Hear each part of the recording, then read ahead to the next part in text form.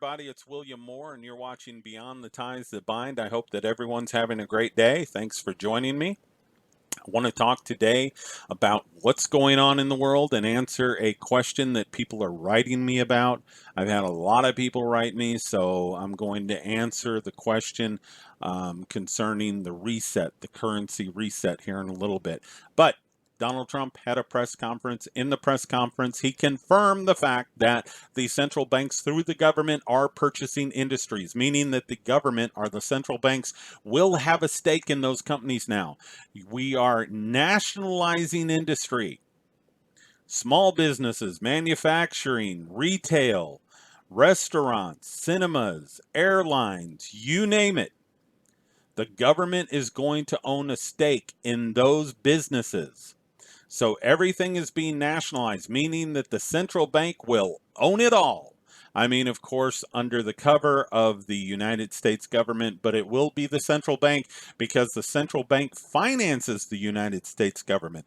The United States government could not operate without the central bank printing money each and every day. So, uh, that is going to lead to maybe not a dollar collapse, but devaluation. They don't have to collapse the dollar. They can continue with the dollar as long as they want to.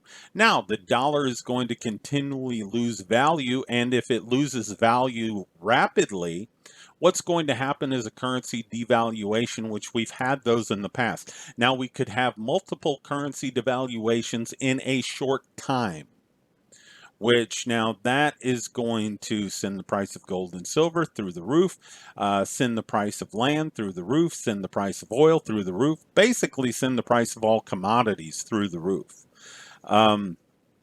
We really need to watch out for what's taking place, because as the government starts to purchase and have stake in these businesses, we're going to see the government involved in everyday life more and more, meaning that people are going to lose, if you want to call them this, civil liberties. I prefer to call it freedom. People are going to continually lose freedom as the government starts to intervene more and more into the system. Now, the government was already intervening into the system. The government already had its nose in a place that it didn't belong. But we have a new world today. We have a new America. We have a new system. The government of the United States of America that we had last month is now a different government. We have had a coup where everything is going to be nationalized. You could kind of call it fascialism, because it's the fusion of fascism and socialism. So, fascialism, learn that word and remember where you heard it first. Fascialism. And that is where you're going to have government having stake within corporation, and also you're going to have the government controlling the corporation to an extent. Basically, it's national socialism, it's fascism. You're looking at a comparison can be made to what went on in Nazi Germany and possibly Italy. So anyway, Bernie Sanders' ideas, they won. In the end of the day, they won, even though they're being implemented by Donald J. Trump, who everybody thinks is this, freedom fighter. He's for the little guy. Well, the little guy has been sold into servitude. And a lot of people, they're not going to want to believe that right away. They may never want to believe it, but there's a lot of people out there that you can tell them that their house is on fire and they could walk through the flames and still not believe you. So anyway, we have fascism, and a lot of people are worried about martial law. Well, martial law is already here. It's been self-imposed by many people. The funny thing about the American people anymore is they will do what the mainstream media tells them to do. Oh, you want me to, impose martial law upon myself? Sure. They do it. They don't even question the government. Um, So you have people in France, people in China, they're protesting how the government controls them. They're protesting how the government intervenes into their life and takes away their freedoms and liberties, even though the people in China didn't have that many liberties to begin with. But they are, they are protesting this government authority. But here in America, I mean, they're self-imposing quarantines upon themselves, lockdowns. Business owners, even though they know they're going to lose their shirt, are saying, okay, let's close down because the mainstream media is telling me to close down because it's reporting what the governor said to do or the mayor said to do or the president said to do. And I'm a good patriotic American and I'm going to do whatever the government tells me to do. No, what you are is a stooge. What you are is a person, you're a sheep. You're sheeple. Sheeple. And I hate to insult sheep in that way because, actually, if you look at, if you look at sheep compared to the American populace, sheep are more independent than the American populace anymore. And the American populace seem to have this Romeo and Juliet type of relationship going on with the federal government, to where if the federal government, through all of these programs that they're trying to get out there, has overplayed their hand and winds up imploding upon itself, Americans will probably take their own life too, because they can't last without the government. They can't fathom a world without the government. They have to have a Donald J. Trump, the Republicans anyway, to lead them, to guide them, for them to a man for them to worship. So anyway, we have a reset going on. A lot of people have asked me, when is this reset going to take place that I'm talking about? It's taking place right now. Anytime that the government is purchasing industries, purchasing businesses, whether it be large businesses, medium-sized businesses, small businesses, you have a reset going on right then and there. I mean, it is a financial reset which is going to devalue the dollar.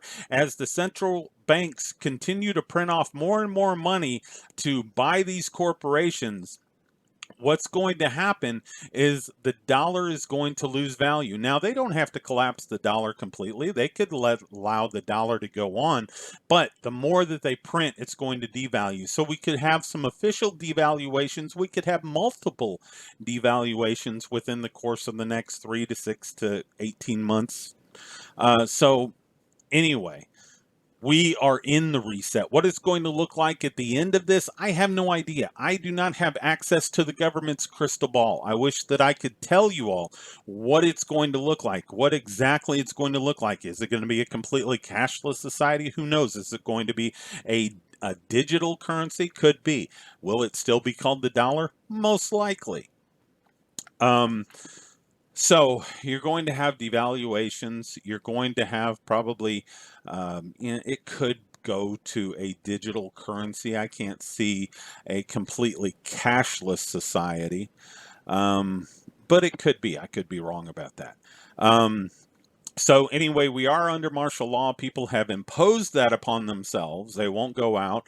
They won't leave a room without washing their hands first. We have food rationing going on. I called Ruler. Ruler is owned by the Kroger company, and I've seen it at Walmart, where now people can only get 4 cans of food, period. No, it's not 4 cans of green bean, 4 cans of corn, 4 cans of carrots, 4 cans of kidney beans. It's 4 cans, period. Now, I have heard, and it may be true, that one of the stores in the St. Louis metro area is limiting people to 2 cans. What can you do with just 2 cans of food, people? I mean, if you have a family of 4, and if, as George W. Bush said, and you're working hard to put food on your family. Anyway, that's one of the Bushisms. If you have a family of 4, 2 cans of food, 2 cans of vegetables isn't going to stretch too far. And that's what they're limiting people to in some grocery stores here in the St. Louis metro area. That's ludicrous. Now, there is not a food shortage. There is a break in the supply chain. The supply chain was basically put under too much stress over the course of the last 7 days, and they're having a hard time getting the food from the manufacturer, the canner, whatever you want to call it, the processor, to the stores, to the table. That's where the weakness is. So, and people are freaking out because they are not familiar with how much food supply there is. Of course, we do not have the food supply that we had back in the 30s and 40s. And the longer this goes, the more dangerous it does become. I'm not going to discount or downplay, the shortage of food in the stores right now. And that is serious. And, a breakdown in the supply chain altogether, it doesn't matter how much food's out there. If you can't get it to the point of sale, then it does nobody any good. So, we are in martial law right now. You don't have to have troops in the streets to have martial law, because in America, apparently, if you hear something on the mainstream media, stay indoors, people are going to do it. If you hear on the media, self-impose a quarantine, people are going to do it. Lockdown, shut your business down, cut off your arm. People are going to do it in America. I mean, it is the, let's, land of the wussy and the home of the slave, and that's what it's become. I do not care how many people own guns and ammo. And I know there's a lot of people out there that own guns and ammo that are going to give up guns and ammo should it come to that, and it possibly will come to that in the next few months. But we are under that time of martial law. The only reason that they're calling up the National Guard, and I'll touch on that, is because they're scared of rioting. They're scared of a few people who actually think for themselves, who are going to get mad enough to do something about the situation, starting to riot or starting to protest. And that's why the National Guard's being called out, because you don't need the National Guard to impose martial law in America, of course. I mean, look at what's going on out in the streets. Me and my wife went to Outback today. We're sitting in Outback at 5 o'clock, and there's like four other tables. Four other tables. That's it. 5 o'clock. I mean, the place should have been slammed. And then Interstate 270, the loop that goes around the St. Louis metro area, 4 o'clock. That thing, I mean, we're cruising along at 75, 80 miles an hour. Usually at that time, you're doing about 30. I mean, maybe. So, the National Guard troops are being called up in case of rioting. When people start to get mad and possibly do some protesting and possibly, break their self imposed quarantine, hopefully enough people get mad enough to do that. Um, Another thing I want to highly recommend is people go out and they get themselves some weapons, and I'm talking firearms. If you're more comfortable with knives, whatever, spears, I don't care. Just get yourself some type of weapon. But I highly recommend firearms. I recommend, personally, my personal preference is a wheel gun, 357 mag. Nothing takes a bite out of crime like a 357 Magnum. Um, People are going to get desperate. People are losing their jobs right now. They no longer have employment. People have been losing their jobs and will continue to lose their jobs. And they are going to turn to one of the oldest professions known to man in order to secure things for themselves and their family, things that they need to get by. And that old profession is crime. And they're going to take what they want from you unless you can resist them. And the only way you're going to be able to successfully resist them is by having firearms. Go out, get yourself a wheel gun, 357 Magnum. That's, if you want 9mm, that's fine. But I'm telling you, one 357 bullet will do what two 9mm bullets will. Um, some type of long gun. I recommend AK-47. Great gun. But anyway, get yourself something so you can protect you and your family. Um, so today, the yield curve, the markets went up about 188 points. Not a big deal. Kind of concerned about what we could see tomorrow. It could go up, could go down. Got this gut feeling it's going to go down. Now, if the yield curve goes down as much tomorrow as what it did today, we could see a major financial crash. The yield curve still remains above 1 point, just a little bit above 1 point. It went up yesterday, but it came down today. Now, if it has the same type of decline tomorrow as what it had today, watch out. We're in trouble. So we are in the middle of a reset, and this reset, what's going on? It's nationalism. I have come up with the word fascialism, which is a combination of fascism and socialism. Fascism is basically corporatism, where the corporations um, run the government. Socialism, of course, where the government owns stake in corporations or owns the corporation altogether. So, um, really, what we have is a combination, because it's the banks that are really controlling the government, working through the government to buy all of this up. And banks, of course, are corporations. So the central bank's working through the government to purchase all of these corporations. So I came up with the word fascialism. Maybe it'll catch on. So anyway, we are in the middle of a currency reset. We don't know where it's going to go and how it's going to look when it's all said and done. We are in the middle of martial law, and it's easy to impose martial law upon American people, apparently. Um, so we do have the food rationing, we have the possibility of riots, and we do have a very, very, very good chance of crime just skyrocketing. So people, whatever you do, I love each and every, well, I can't say each and every one, but um, but I love you people who tune in because you love the truth. And I want you, and most of you already have some type of firearms. I want you to be able to protect yourself against any crime wave that comes about. So anyway, let's watch the yield curve tomorrow.